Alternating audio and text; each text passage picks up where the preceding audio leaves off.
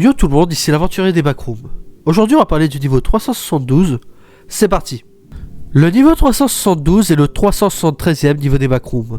La zone centrale du niveau 372 change apparemment au hasard, restant statique de quelques minutes à plusieurs jours. Ensuite, un événement de restructuration se produit. L'apparence de cette section est très variable et peut aller d'une zone banale, de type salle des fêtes, à un décor futuriste ou fantastique. Bien que très imprévisible, le niveau prend fréquemment certaines apparences spécifiques. On leur a attribué les désignations salle 372-1 à salle 372-4.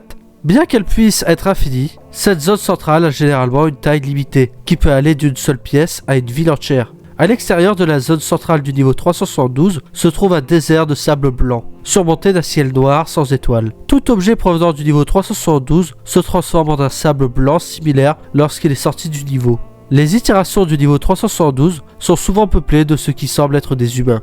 Cependant, ils font preuve d'une très faible capacité cognitive et sont affectés par la sortie du niveau de la même manière que les objets du niveau. Pendant les événements de restructuration, les vagabonds du niveau 372 ont l'impression d'avoir été assommés. Lorsqu'ils se réveillent, l'apparence du niveau 372 aura changé. Il y a une entité qui est toujours présente dans le niveau, que l'on appelle désormais le Kid. Cette entité ressemble à un jeune garçon, aux cheveux bruns courts. Le Kid répond aux tentatives de conversation. Cependant, il n'a presque aucun souvenir des jours précédents et sera confus lorsqu'on l'interrogera sur les anomalies du niveau 372. La pièce 372.1 est une petite maison de 3 chambres à coucher dont le papier peint s'écaille. Une femme adulte, un enfant de sexe masculin et un homme adulte sont souvent présents aux côtés du gamin. Dans cette pièce, il constitue la famille du Kid. Contrairement aux deux autres habitants de cette pièce, qui prennent la forme d'humains ordinaires, l'homme adulte ressemble à l'inspecteur Gadget, tel qu'il est représenté dans le film du même nom en 1999.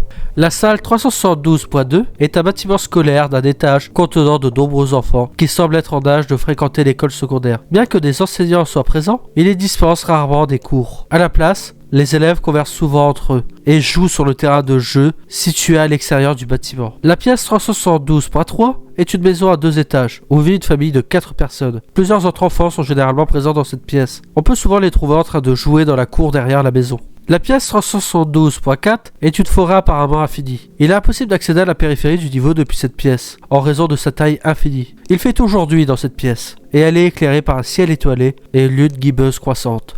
Dans cette pièce, on peut voir une grande silhouette ombragée, poursuivre le Kid. Lorsque cette silhouette le rattrape, un événement restructurant se produit. Pour quitter le niveau, lorsqu'il entre dans la section extérieure du niveau, les vagabonds rapportent que leur vision devient blanche et qu'ils apparaissent au niveau 124. Je suis Adé, membre de l'équipe de cartographe MG Track Alice, a ingéré par erreur une petite quantité de liquide PED qu'il avait pris pour de l'eau d'amande alors qu'il se trouvait au niveau 372.4.